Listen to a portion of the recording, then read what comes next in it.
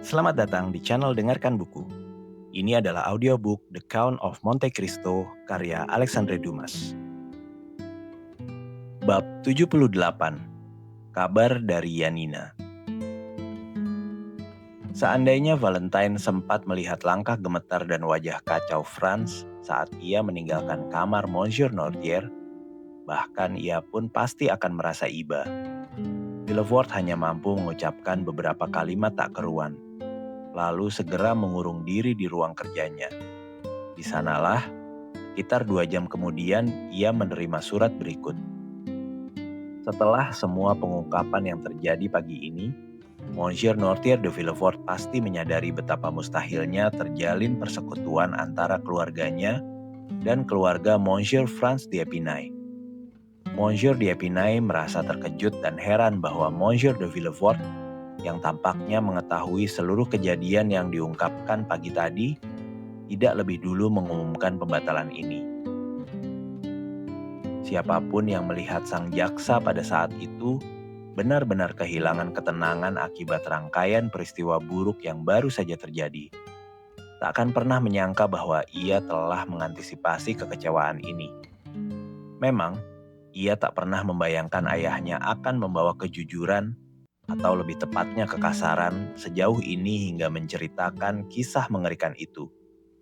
Dan demi keadilan terhadap Villefort, perlu diketahui bahwa Monsieur Nortier yang tak pernah peduli pada pendapat putranya tentang apapun, selalu menghindari menjelaskan peristiwa itu kepadanya. Maka sepanjang hidupnya, Villefort meyakini bahwa Jenderal de Quesnel atau Baron d'Épinay, tergantung apakah orang menyebutnya dengan nama keluarga atau gelar bangsawannya, menjadi korban pembunuhan keji, bukan tewas dalam duel yang adil. Surat keras ini datang dari seseorang yang biasanya sangat sopan dan hormat, menghantam harga diri Villefort hingga hancur berkeping-keping. Belum sempat ia selesai membaca surat itu, istrinya masuk. Kepergian mendadak Franz setelah dipanggil oleh Monsieur Nortier begitu mengejutkan semua orang. Sehingga posisi Madame de Villefort yang ditinggal sendirian bersama notaris dan para saksi semakin lama semakin memalukan. Ia pun memutuskan tak tahan lagi, lalu bangkit dan meninggalkan ruangan sambil berkata akan mencari tahu penyebab kepergian tiba-tiba sang calon menantu. Penjelasan Monsieur de Villefort sangat singkat dan terbatas. Ia hanya memberitahu istrinya bahwa telah terjadi pembicaraan antara Monsieur Nortier, Monsieur d'Épinay dan dirinya sendiri, sehingga pernikahan Valentine dan Franz batal. Ini tentu kabar yang sulit disampaikan kepada para tamu yang masih menunggu. Maka sang barones memilih berkata bahwa Monsieur Nortier tiba-tiba terserang semacam serangan apopleksi di awal pembicaraan, sehingga urusan ini terpaksa ditunda beberapa hari lagi. Kabar palsu ini datang begitu aneh di tengah 2 kematian tragis yang baru saja terjadi. Jelas membuat para hadirin tercengang. Mereka pun pergi tanpa sepatah kata pun.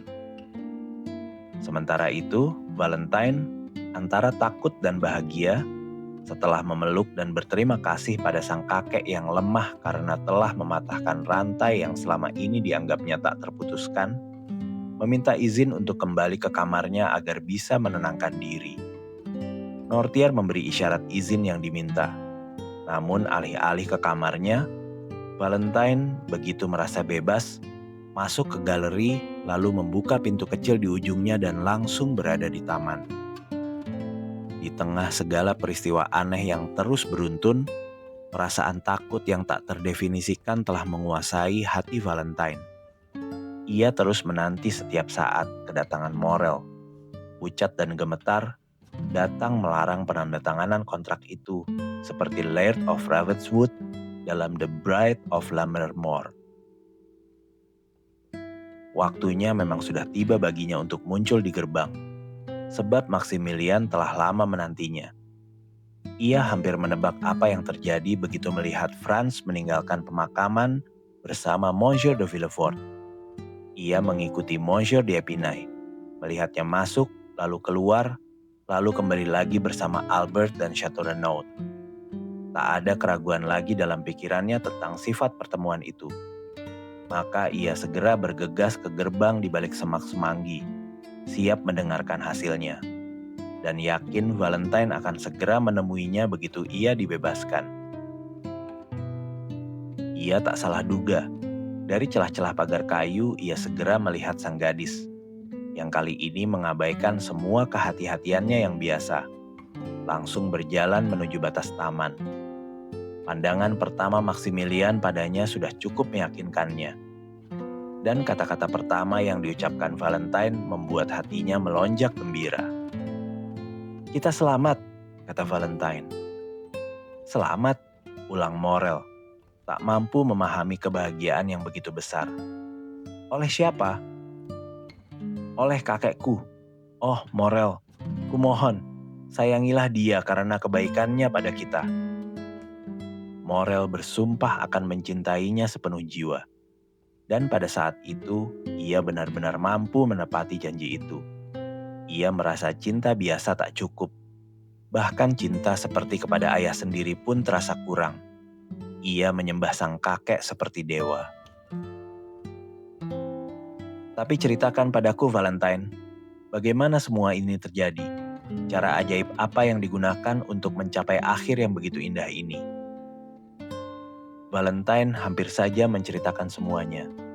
Namun tiba-tiba teringat bahwa dengan melakukannya, ia akan mengungkap rahasia mengerikan yang menyangkut bukan hanya kakeknya, tapi juga orang lain. Maka ia hanya berkata, "Nanti akan kuceritakan semuanya." "Kapan nanti itu?" "Saat aku menjadi istrimu." Percakapan pun beralih ke topik yang sangat menyenangkan bagi Morel, sehingga ia siap menyetujui apapun yang diusulkan Valentine. Ia pun merasa kabar yang baru saja didengarnya sudah lebih dari cukup untuk membuatnya bahagia sepanjang hari. Namun ia tak mau pergi sebelum mendapat janji bahwa Valentine akan menemuinya lagi malam berikutnya. Valentine menyanggupi semua permintaannya, dan kini jauh lebih mudah baginya mempercayai bahwa ia akan menikah dengan Maximilian daripada 1 jam lalu saat ia masih yakin akan dipaksa menikahi Franz. Setelah percakapan itu berlangsung, Madame de Villefort pergi mengunjungi Monsieur Noirtier. Sang kakek menatapnya dengan ekspresi keras dan dingin seperti biasa. "Tuan," katanya, "tak perlu kusampaikan bahwa pernikahan Valentine dibatalkan, karena disinilah keputusan itu diambil." Wajah Noirtier tetap tak berubah. "Tapi ada satu hal yang mungkin belum Tuan ketahui. Aku selalu menentang pernikahan ini. Dan kontrak itu dibuat tanpa sepengetahuan atau persetujuanku sama sekali." Noirtier menatap menantunya dengan pandangan yang meminta penjelasan. "Kini, karena pernikahan yang kau benci itu telah batal, aku datang kepadamu dengan misi yang tak mungkin diemban oleh Monsieur de Villefort atau Valentine." Mata Noirtier menuntut tahu isi misinya. "Aku datang memohon, Tuan," lanjut Madame de Villefort, "sebagai satu-satunya orang yang berhak melakukannya. Karena aku satu-satunya yang tak akan memperoleh keuntungan pribadi dari transaksi ini. Aku mohon kembalikan, bukan kasih sayangmu, karena itu tak pernah hilang darinya, tapi kekayaanmu kepada cucumu." Ada keraguan di mata Noirtier. Ia jelas berusaha menebak motif di balik permintaan ini, namun tak berhasil. "Bolehkah aku berharap, Tuan," kata Madame de Villefort, "bahwa niatmu sejalan dengan permohonanku?" Noirtier memberi isyarat. "Ya."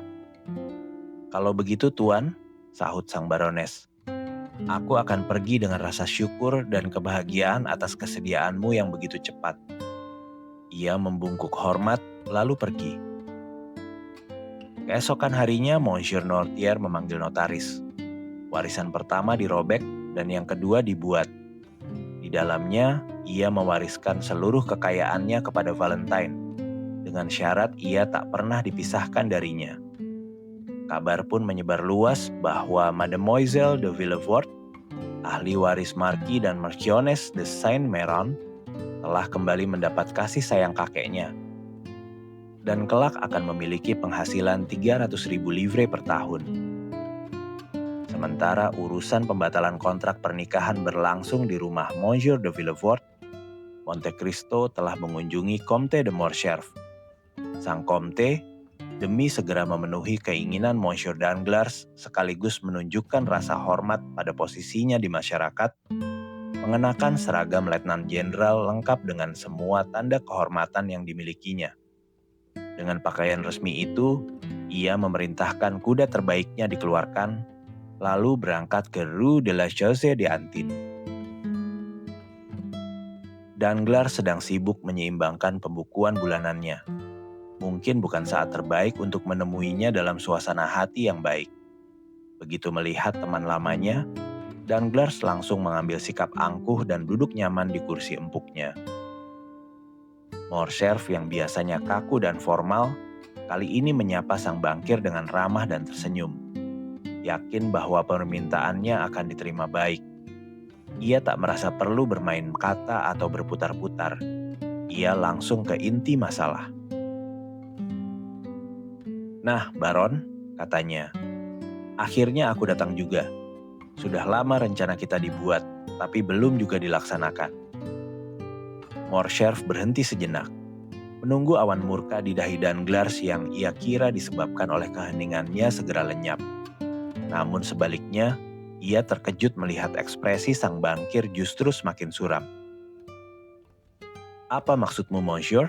tanya Danglars seolah benar-benar tak memahami ucapan sang jenderal.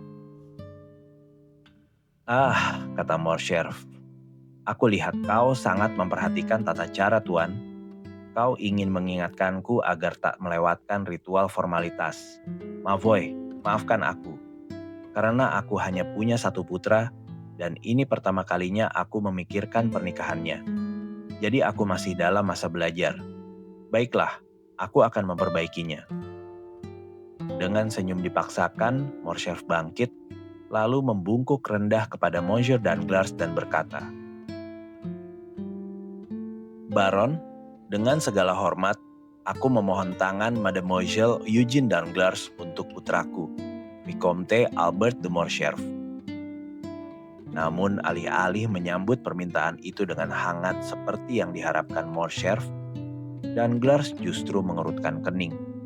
Tanpa mengundang sang Count yang masih berdiri untuk duduk, ia berkata, "Monsieur, aku perlu mempertimbangkan sebelum memberi jawaban." "Mempertimbangkan?" tanya Morcerf semakin heran. "Bukankah kau sudah punya cukup waktu selama 8 tahun sejak pernikahan ini pertama kali kita bicarakan?" "Count," jawab sang bankir, "dunia terus berubah. Kejadian baru bisa membuat kita mengubah pendapat yang paling mapan sekalipun, atau setidaknya menyesuaikannya dengan keadaan yang kini tampak sangat berbeda dari sebelumnya." "Aku tak mengerti, Baron."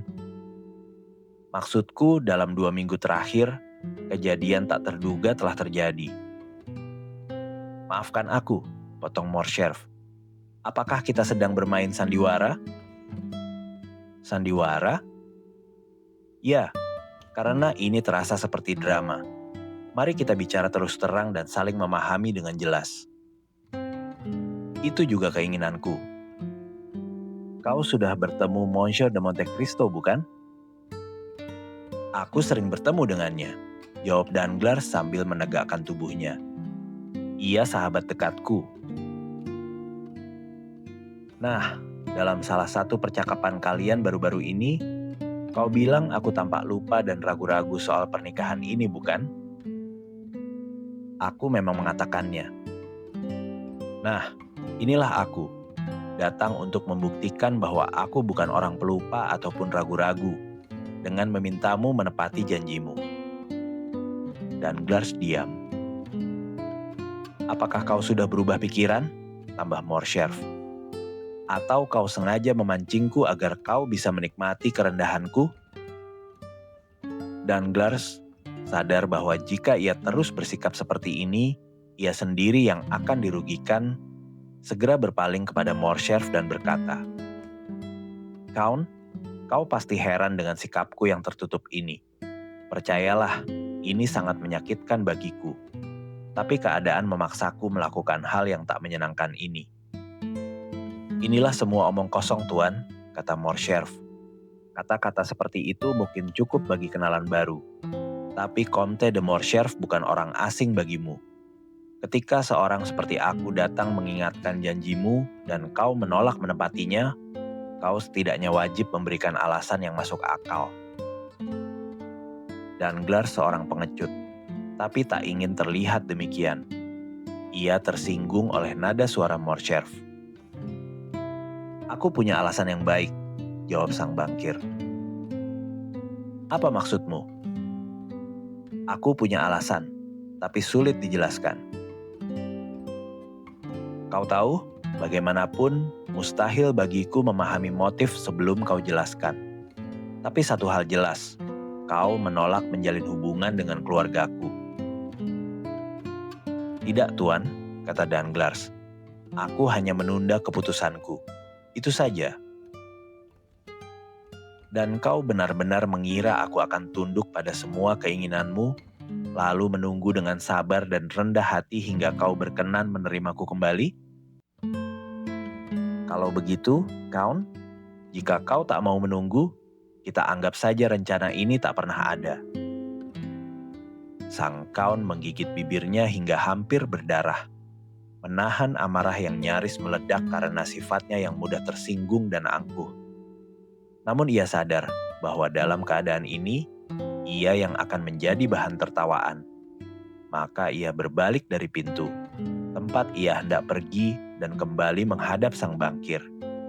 Kini awan di dahinya bukan lagi ekspresi harga diri yang terluka, melainkan kecemasan dan kegelisahan nyata. Sahabatku Danglars, kata Morcerf dengan nada lebih lembut. Kita sudah saling kenal bertahun-tahun.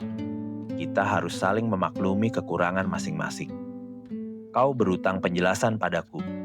Aku berhak tahu kejadian apa yang membuat putraku kehilangan karuniamu.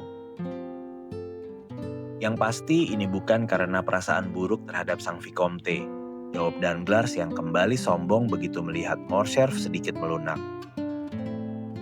Kalau begitu, kepada siapa kau menyimpan dendam? Tanya Morcerf. Wajahnya memucat marah. Ekspresi sang Count tak luput dari perhatian Danglars. Ia menatapnya dengan lebih percaya diri lalu berkata, mungkin kau akan lebih puas jika aku tak menjelaskan lebih jauh. Tubuh sang Count gemetar menahan amarah. Dengan usaha keras ia berkata, aku berhak menuntut penjelasan. Apakah Madame de Morcerf yang tak kau sukai? Apakah kekayaanku tak cukup? Atau karena pendapatku berbeda denganmu? Tidak sama sekali, Tuan, jawab Danglars. Jika demikian, aku sendiri yang salah. Karena aku tahu semua itu saat pertama kali membuat komitmen. Tidak, jangan cari-cari alasan lagi. Aku malu telah membuatmu melakukan pemeriksaan diri yang begitu menyakitkan. Mari kita tangguhkan saja, bukan memutus, bukan pula mengikat. Mavoy, tak ada tergesa-gesa. Putriku baru 17 tahun, putramu 21. Sambil menunggu, waktu terus berjalan. Peristiwa terus terjadi. Hal yang tampak gelap di malam hari, di pagi hari bisa jadi jelas. Kadang, satu kata saja atau satu hari bisa mengungkap fitnah paling kejam sekalipun. Fitnah? Seru Morcerf. Wajahnya pucat pasi. Apakah ada yang berani memfitnahku? Monsieur, aku sudah bilang lebih baik tak ada penjelasan. Kalau begitu, Tuan, aku harus menerima penolakanmu dengan sabar? Ya, Tuan, meski aku jujur, ini sama menyakitkannya bagiku seperti bagimu. Aku sempat berharap bisa menjalin hubungan dengan keluargamu. Dan kau tahu, pembatalan kontrak pernikahan selalu lebih merugikan pihak perempuan daripada laki-laki. Cukup, Tuan, kata Morcerf. Kita tak perlu membicarakan ini lagi. Ia menggenggam sarung tangannya erat-erat dalam amarah, lalu pergi. Danglars menyadari bahwa selama percakapan itu, Morcerf tak pernah berani bertanya apakah penarikan janjinya itu karena dirinya sendiri. Malam itu, Danglars mengadakan pertemuan panjang dengan beberapa temannya. Monsieur Cavalcanti yang tetap tinggal di ruang duduk bersama para nyonya adalah tamu terakhir yang meninggalkan rumah sang bankir. Keesokan pagi, begitu terbangun, Danglars segera meminta koran. Setelah menerima beberapa eksemplar, ia meminta L'Impartial, surat kabar yang dipimpin Beauchamp sebagai redaktur utama. Dengan gelisah, ia merobek sampulnya, membuka koran itu dengan tergesa-gesa, mengabaikan berita Paris yang sinis, lalu berhenti pada rubrik berita aneka. Tempat paragraf berjudul, Kabar dari Yanina. Bagus sekali, gumam Danglars setelah membacanya. Ini artikel kecil tentang Kolonel Fernand. Jika aku tak salah, ini akan membuat penjelasan yang diminta Comte de Morcerf dariku menjadi sama sekali tak perlu. Pada saat yang sama, pukul 9 pagi, Albert de Morcerf mengenakan jas hitam yang dikancingkan rapat hingga dagu, terlihat berjalan cepat dan gelisah menuju rumah Monte Cristo di Champs-Élysées. Saat tiba di gerbang, penjaga memberitahu bahwa sang Count telah pergi sekitar setengah jam lalu. Apakah Baptistine ikut dengannya? Tidak, Tuan. Panggil dia, aku ingin bicara dengannya. Penjaga pergi mencari valet de chambre itu, lalu kembali segera bersamanya. Sahabat baikku, kata Albert, maafkan gangguanku, tapi aku ingin tahu dari mulutmu sendiri, apakah tuanmu benar-benar pergi? Benar, Tuan, jawab Baptistine. Pergi, bahkan dariku? Aku tahu betapa senangnya tuanku menerima Vicomte, kata Baptistine. Jadi aku tak akan pernah memasukkan tuan dalam larangan umum apapun. Kau benar, sekarang aku ingin menemuinya karena urusan penting. Menurutmu, lamakah ia akan kembali? Tidak, kurasa tidak. Ia memesan sarapan pukul 10. Baik, aku akan berjalan-jalan di Champs-Élysées, lalu kembali pukul 10. Sementara itu, jika sang Count pulang, mohon jangan biarkan ia pergi lagi sebelum menemuiku. Tuan bisa percaya padaku, kata Baptistine. Albert meninggalkan kabinetnya di depan rumah sang Count, lalu berjalan kaki. Saat melewati Allée de Vauve, ia melihat kereta dan kuda sang Count berhenti di galeri tembak Gaussy. Ia mendekat dan segera mengenali kusirnya. Apakah sang Count sedang menembak di dalam? Tanya Morcerf. Ya, Tuan, jawab sang kusir. Saat berbicara, Albert mendengar suara tembakan pistol, 2 atau 3 kali. Ia masuk dan di jalan bertemu pelayan. Maafkan saya, Tuan, kata pemuda itu. Bolehkah Tuan menunggu sebentar? Untuk apa, Philip? Tanya Albert. Karena sering berkunjung, ia heran dengan penolakan ini. Karena orang yang sedang berlatih di dalam lebih suka sendirian. Ia tak pernah menembak di hadapan orang lain. Bahkan bukan di hadapanmu, Philip. Lalu siapa yang memuat pelurunya?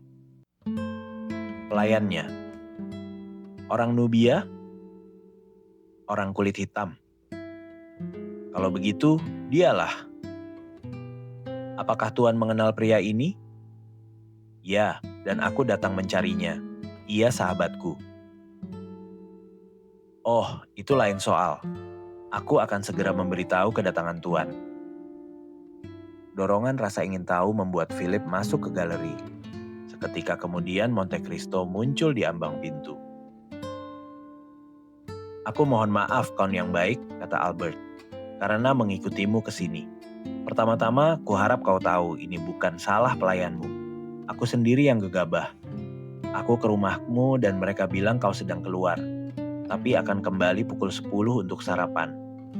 Aku berjalan-jalan sambil menunggu, lalu melihat keretamu di sini. Apa yang kau katakan membuatku berharap kau bersedia sarapan bersamaku. Tidak, terima kasih. Saat ini aku sedang memikirkan hal lain selain sarapan. Mungkin nanti kita bisa makan bersama, meski dalam suasana yang jauh lebih buruk. Apa maksudmu? Aku akan bertarung hari ini. Untuk apa? Demi bertarung saja. Ya, aku mengerti itu. Tapi apa alasannya? Orang bertarung karena berbagai alasan. Kau tahu? Aku bertarung demi kehormatan. Oh, itu urusan serius. Sangat serius, sampai aku datang memohon bantuanmu. Apa itu? Menjadi pendampingku dalam duel. Itu perkara berat, dan kita tak akan membahasnya di sini. Mari kita diam dulu sampai tiba di rumahmu. Ali, bawakan air. Sang kaun menggulung lengan bajunya, lalu masuk ke ruang kecil tempat para pria biasa mencuci tangan setelah menembak. Masuklah tuan, bisik Philip. Aku akan tunjukkan sesuatu yang lucu. Morcerf masuk dan alih-alih sasaran tembak biasa, ia melihat kartu-kartu remi tertancap di dinding. Dari kejauhan, Albert mengira itu satu set lengkap. Ia menghitung dari as hingga 10. Aha, kata Albert. Jadi kau sedang bersiap bermain kartu? Tidak, jawab sang kaun. Aku sedang membuat satu set. Bagaimana maksudmu? Itu memang kartu as dan 2 yang kau lihat. Tapi tembakan-tembakanku telah mengubahnya menjadi 3, 5, 7, 8, 9, dan 10. Albert mendekat. Benar saja, peluru telah menembus tepat di tempat simbol-simbol kartu seharusnya berada. Dengan jarak dan garis yang teratur, seolah digambar dengan pensil. Saat berjalan menuju sasaran, Morcerf mengangkat 2 atau 3 ekor burung layang-layang yang nakal terbang masuk dalam jangkauan pistol sang kaun. Diable, seru Albert. Apa boleh buat, Vicomte yang baik? Kata Monte Cristo sambil mengelap tangannya dengan handuk yang dibawakan Ali. Aku harus mengisi waktu luangku dengan sesuatu. Ayo, aku menunggumu. Keduanya naik ke kereta Monte Cristo, yang dalam beberapa menit membawa mereka dengan selamat ke nomor 30.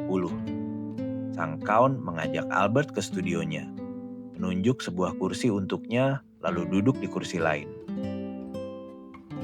Sekarang, mari kita bicara dengan tenang, katanya.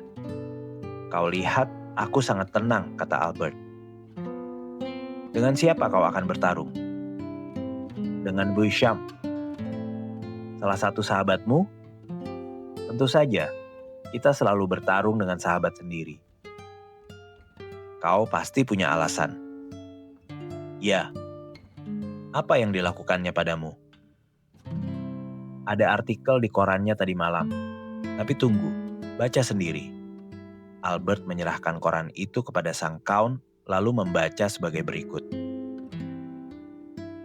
Seorang koresponden di Yanina memberitahu kami sebuah fakta yang selama ini tidak kami ketahui. Benteng yang melindungi kota itu diserahkan kepada pasukan Turki oleh seorang perwira Prancis bernama Fernand. Orang yang sangat dipercaya oleh Wazir Agung, Ali Tepelini. Nah, kata Monte Cristo, apa yang mengganggumu dari ini? Apa maksudmu? Ya, apa artinya bagimu jika benteng Yanina diserahkan oleh seorang perwira Prancis? Itu menyangkut ayahku, Comte de Morcerf. Nama baptisnya Fernand. Apakah ayahmu pernah melayani Ali Pasha? Ya, maksudku ia berperang demi kemerdekaan bangsa Yunani. Dan justru dari situlah fitnah ini berasal. Oh, Vicomte yang baik, bicaralah dengan akal sehat.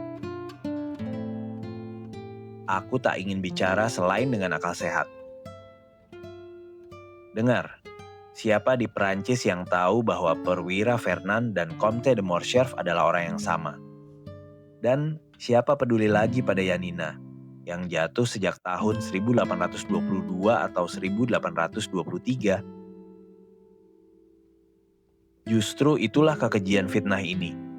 Mereka membiarkan waktu berlalu begitu lama, lalu tiba-tiba menggali kembali peristiwa yang sudah dilupakan, hanya untuk menciptakan skandal dan menodai kemuliaan keluarga kami.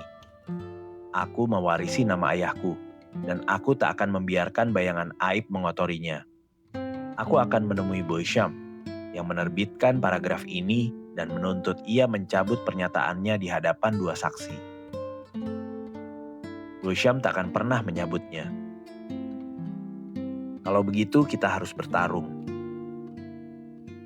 Tidak, kau tidak akan. Karena ia akan berkata, dan itu benar, bahwa mungkin ada 50 perwira di pasukan Yunani yang bernama Fernand. Kami tetap akan bertarung. Aku akan hapus noda ini dari nama ayahku. Ayahku yang prajurit gagah berani, yang karir militernya begitu cemerlang. Oh, baiklah, ia akan menambahkan. Kami berkeyakinan bahwa Fernand ini bukan Comte de Morcerf yang terhormat, yang kebetulan memiliki nama baptis yang sama.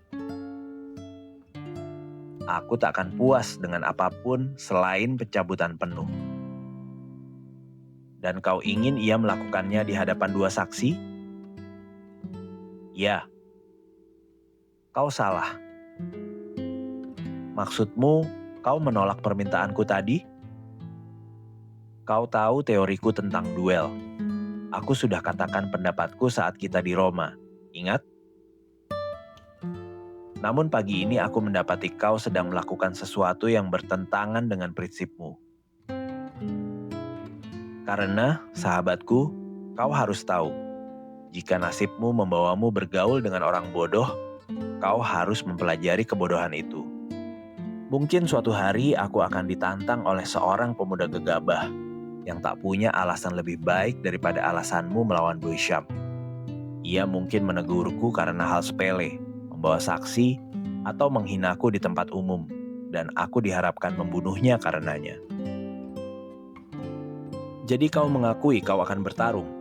Kalau begitu, mengapa kau keberatan aku melakukannya?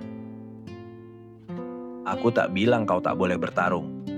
Aku hanya bilang duel itu perkara serius, dan tak boleh dilakukan tanpa pertimbangan matang. Apakah ia mempertimbangkan sebelum menghina ayahku? Jika ia berbicara tergesa-gesa dan mengakuinya, kau harus puas. Ah, kawan yang baik, kau terlalu lunak. Dan kau terlalu keras. Misalnya, jangan marah dulu dengan apa yang akan kukatakan. Silahkan. Bagaimana jika pernyataan itu memang benar? Seorang putra tak boleh menerima noda semacam itu pada kehormatan ayahnya. Mavoy, kita hidup di zaman yang penuh hal yang harus kita terima. Itu justru kesalahan zaman ini. Apakah kau berniat memperbaikinya? Ya, setidaknya untuk diriku sendiri. Kalau begitu, kau memang terlalu menuntut, sahabatku. Aku mengakuinya. Apakah kau benar-benar tak bisa menerima nasihat baik? Bisa, jika datang dari sahabat. Dan kau menganggapku sahabat? Tentu saja. Kalau begitu, sebelum kau pergi ke Boysham dan saksimu, carilah informasi lebih lanjut tentang hal ini. Dari siapa? Dari Heidi. Untuk apa melibatkan perempuan dalam urusan ini? Apa yang bisa ia lakukan? Ia bisa menyatakan, misalnya, bahwa ayahmu sama sekali tak terlibat dalam kekalahan dan kematian sang wazir. Atau jika kebetulan ia memang, aku sudah bilang, kawan yang baik, aku tak akan menerima hipotesis macam itu, meski sesaat. Kalau begitu, kau menolak cara ini untuk mencari kebenaran? Ya, dengan tegas. Kalau begitu, izinkan aku memberi satu nasihat terakhir. Silakan, tapi ini yang terakhir. Kau mungkin tak ingin mendengarnya? Sebaliknya, aku memintanya. Jangan bawa saksi saat kau menemui Boysham. Temui ia sendirian. itu bertentangan dengan adat. Kasusmu bukan kasus biasa. Mengapa kau menyarankan aku pergi sendirian? Karena dengan begitu, urusan ini hanya antara kau dan Beauchamp. Jelaskan. Aku akan jelaskan. Jika Beauchamp bersedia mencabut pernyataannya, kau setidaknya harus memberinya kesempatan melakukannya atas kemauan sendiri. Kepuasanmu tetap sama. Tapi jika ia menolak, barulah saatnya mengajak dua orang asing masuk ke rahasia ini. Mereka bukan orang asing, mereka sahabat. Tapi sahabat hari ini bisa menjadi musuh besok. Seperti Beauchamp misalnya. Jadi aku menyarankan kau berhati-hati. Kalau begitu, kau menyarankan aku pergi sendiri ke Beauchamp? Ya, dan aku akan katakan alasannya. Jika kau ingin memperoleh konsesi dari harga diri seseorang, kau harus menghindari bahkan kesan sekecil apapun yang bisa melukainya. Aku rasa kau benar. Aku senang mendengarnya. Kalau begitu, aku akan pergi sendiri. Pergilah, tapi kau akan lebih bijak jika sama sekali tak pergi. Itu mustahil. Kalau begitu, lakukanlah. Itu rencana yang lebih bijak daripada yang pertama. Tapi jika, meski sudah berhati-hati, aku akhirnya tetap harus bertarung, apakah kau tak mau menjadi pendampingku? Vicomte yang baik, kata Monte Cristo dengan sungguh-sungguh. Kau pasti sudah tahu sejak lama bahwa aku selalu siap membantumu kapanpun dan dimanapun. Tapi layanan yang baru saja kau minta adalah satu-satunya yang tak mampu kuberikan. Mengapa? Mungkin suatu hari nanti kau akan tahu. Untuk saat ini, kumohon maaf karena tak bisa menjelaskan alasanku. Baiklah, aku akan meminta Franz dan Chateau Renaud. Mereka orang-orang yang tepat. Silahkan. Tapi jika aku benar-benar bertarung, kau tak keberatan memberiku pelajaran menembak atau bermain pedang, bukan? Itu juga mustahil. Alangkah anehnya kau ini. Kau tak mau ikut campur dalam apapun. Kau benar, itu prinsip yang kuinginkan. Kalau begitu, tak perlu dibahas lagi. Selamat tinggal, Count. Morcerf mengambil topinya dan pergi. Ia menemukan keretanya di depan pintu, lalu dengan sekuat tenaga menahan amarah, langsung pergi menemui Beauchamp yang sedang berada di kantornya. Ruangan itu suram dan berdebu, seperti kantor jurnalis pada umumnya sejak dulu kala. Pelayan mengumumkan kedatangan Monsieur Albert de Morcerf. Beauchamp mengulang namanya perlahan, seolah tak percaya, lalu memerintahkan agar tamunya itu diizinkan masuk. Albert masuk. Beauchamp terkejut melihat sahabatnya melompati dan menginjak-injak tumpukan koran yang berserakan di lantai. "Kemarilah Albert," katanya sambil mengulurkan tangan. "Apakah kau gila atau datang untuk sarapan denganku? Coba cari tempat duduk. Ada kursi di samping geranium itu. Satu-satunya benda di ruangan ini yang mengingatkanku bahwa dunia punya daun selain kertas koran." "Beauchamp," kata Albert, "aku datang untuk membicarakan koranmu." "Benarkah? Apa yang ingin kau katakan?" "Aku ingin kau memperbaiki pernyataan yang terbit di dalamnya." "Pernyataan apa? Duduklah dulu." "Terima kasih," jawab Albert dengan membungkuk dingin. "Baiklah, jelaskan pernyataan mana yang membuatmu tidak senang." "Ada pengumuman yang menyerang kehormatan anggota keluargaku." "Apa itu?" tanya Beauchamp terkejut. "Kau pasti salah paham." "Artikel dari Yanina itu." "Yanina?" "Ya, kau benar-benar tampak tak tahu alasan kedatanganku." "Memang demikian. Aku bersumpah demi kehormatanku." "Baptiste, bawakan koran kemarin," seru Beauchamp. "Ini," Aku bawa sendiri, jawab Albert. Beauchamp mengambil koran itu lalu membaca artikel yang ditunjuk Albert dengan suara pelan. Kau lihat, ini sangat mengganggu, kata Morcerf setelah Beauchamp selesai membaca. Apakah perwira itu kerabatmu? Tanya sang jurnalis. Ya, jawab Albert. Wajahnya memerah. Lalu, apa yang kau inginkan dariku? Tanya Beauchamp dengan lembut. Beauchamp yang baik, aku ingin kau mencabut pernyataan itu. Beauchamp menatap Albert dengan penuh simpati. Ayo, katanya. Ini perlu dibicarakan panjang lebar. Pencabutan itu perkara serius. Duduklah, aku akan baca lagi. Albert duduk, dan Beauchamp membaca ulang paragraf itu dengan lebih seksama. Nah, kata Albert dengan tegas, kau lihat koranmu telah menghina anggota keluargaku, dan aku menuntut kau mencabutnya. Kau menuntut? Ya, aku menuntut. Ingat, kau bukan di parlemen, Vicomte yang baik. Aku juga tak ingin di sana, jawab Albert sambil berdiri. Aku ulangi, aku bertekad agar pengumuman kemarin dicabut. Kau sudah mengenalku cukup lama, lanjutnya sambil menggigit bibir. Ia melihat amarah Beauchamp mulai naik. Kau sahabatku, jadi kau tahu aku tak akan mundur dari tekad ini. Jika aku pernah jadi sahabatmu, Morcerf, caramu bicara sekarang hampir membuatku lupa akan gelar itu. Tapi tunggu, jangan marah dulu atau setidaknya belum. Kau sedang kesal. Beritahu aku, bagaimana hubungan Fernand ini denganmu? Ia ayahku, kata Albert. Monsieur Fernand Mondego, Comte de Morcerf, prajurit tua yang telah bertempur dalam 20 pertempuran.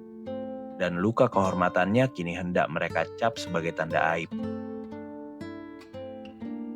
Ayahmu, kata Beauchamp. Itu lain soal. Kini aku paham kemarahanmu, Albert yang baik. Biar ku baca lagi. Ia membaca paragraf itu untuk ketiga kalinya, menekankan setiap kata. Tapi koran ini tak menyebut Fernand itu ayahmu. Tidak, tapi orang lain akan menghubungkannya. Karena itulah aku menuntut artikel ini dicabut. Pada kata aku menuntut, Beauchamp menatap wajah Albert dengan tajam, lalu perlahan menunduk dan diam termenung beberapa saat. Kau akan mencabut pernyataan ini bukan Beauchamp? Tanya Albert dengan amarah yang tertahan. Ya, jawab Beauchamp. Segera? Saat aku yakin pernyataan itu salah. Apa? Ini layak diselidiki. Aku akan menyelidikinya dengan seksama. Tapi apa yang perlu diselidiki? Seru Albert, marah luar biasa. Jika kau tak percaya itu ayahku, katakan sekarang. Tapi jika kau percaya, beri alasanmu. Beauchamp menatap Albert dengan senyum khasnya. Senyum yang bisa mengungkapkan segala nuansa perasaannya. Tuan, jawabnya, jika kau datang untuk menuntut kepuasan, kau harus langsung ke intinya. Bukan menghabiskan setengah jam terakhir dengan percakapan sia-sia yang baru saja kudengarkan. Apakah maksud kedatanganmu seperti itu? Ya, jika kau menolak mencabut fitnah keji itu. Tunggu, jangan ancam aku, Tuan Fernand Mondego, Vicomte de Morcerf. Aku tak pernah menerima ancaman dari musuhku, apalagi dari sahabat. Kau menuntut aku mencabut artikel tentang Jenderal Fernand. Padahal aku bersumpah demi kehormatanku, aku sama sekali tak tahu menahu tentangnya. Ya, aku menuntut. Kalau kau menolak mencabutnya, kau ingin bertarung bukan? Tanya Beauchamp dengan tenang. Ya, jawab Albert, suaranya meninggi. Baiklah, kata Beauchamp. Inilah jawabanku. Artikel itu bukan tulisanku. Aku bahkan tak tahu keberadaannya. Tapi dengan kedatanganmu, kau telah menarik perhatianku padanya. Dan artikel itu akan tetap terbit sampai seseorang yang berhak, baik kau atau pihak lain, membuktikan kebenaran dan kebohongannya. Tuan, kata Albert sambil berdiri, aku akan kirim pendampingku padamu, dan kau akan berbaik hati mengatur tempat dan senjata duel kita. Tentu saja, Tuan. Malam ini, jika kau mau, atau paling lambat besok. Tidak, aku akan hadir pada waktunya. Tapi menurutku, dan aku berhak menentukan syarat karena akulah yang ditantang, waktunya belum tiba. Aku tahu kau ahli bermain pedang, sedangkan aku hanya cukup mahir. Aku tahu kau penembak ulung. Di situ kita seimbang. Aku tahu duel antara kita akan serius karena kau berani, dan aku juga berani. Karena itu, aku tak ingin membunuhmu atau dibunuh tanpa alasan. Sekarang aku akan ajukan satu pertanyaan, dan ini sangat penting. Apakah kau bersikeras menuntut pencabutan ini sampai kau rela membunuhku? Meski aku telah berkali-kali bersumpah dan masih kusumpah sekarang, bahwa aku tak tahu apa-apa, dan bahwa hanya kaulah yang bisa mengenali Comte de Morcerf di balik nama Fernand. Aku tetap pada tekadku. Baiklah, Tuan. Kalau begitu, aku setuju bertarung. Tapi aku minta 3 minggu persiapan. Setelah itu, aku akan datang padamu dan berkata, pernyataan itu salah dan aku mencabutnya, atau pernyataan itu benar. Dan segera setelah itu aku akan menghunus pedang atau mengambil pistol. Terserah pilihanmu. 3 minggu? Seru Albert. Waktu itu akan terasa seperti 3 abad, sementara aku terus menanggung aib. Jika kau masih bersahabat denganku, aku akan berkata, bersabarlah sahabatku. Tapi kau telah menjadikan dirimu musuhku. Jadi aku hanya bisa berkata, apa peduliku, Tuan? Baiklah, 3 minggu. Tapi ingat, setelah waktu itu habis, tak ada penundaan atau alasan yang bisa memaafkanmu. Monsieur Albert de Morcerf, kata Beauchamp sambil berdiri. Aku tak bisa melemparmu keluar jendela selama 3 minggu. Artinya 24 hari ke depan, dan kau tak punya hak menghancurkan kepalaku sebelum hari itu. Hari ini tanggal 29 Agustus. Jadi tanggal 21 September adalah batas waktu kita. Dan sampai saat itu, ini nasihat seorang pria terhormat yang kuberikan, kita akan menahan diri dari menggeram dan menggonggong seperti 2 anjing yang dirantai berhadapan. Setelah selesai berbicara, Beauchamp membungkuk dingin kepada Albert, lalu berpaling dan pergi ke ruang percetakan. Albert melampiaskan amarahnya pada tumpukan koran. Ia pukul-pukul dengan tongkatnya hingga koran-koran itu berterbangan ke seluruh ruangan. Setelah meluapkan emosinya, ia pun pergi. Namun tak lupa berjalan bolak-balik di depan pintu ruang percetakan, seolah ragu-ragu ingin masuk. Saat kusir Albert mencambuk kuda-kuda di keretanya, seperti ia mencambuk koran-koran yang tak bersalah itu, saat melewati gerbang kota, ia melihat Morel berjalan cepat dengan mata berbinar. Ia baru saja melewati pemandian Tiongkok, tampak datang dari arah Porte Saint-Martin dan menuju Madeleine. Ah, kata Morcerf, lihatlah orang bahagia itu. Dan kali ini, Albert tak salah menilai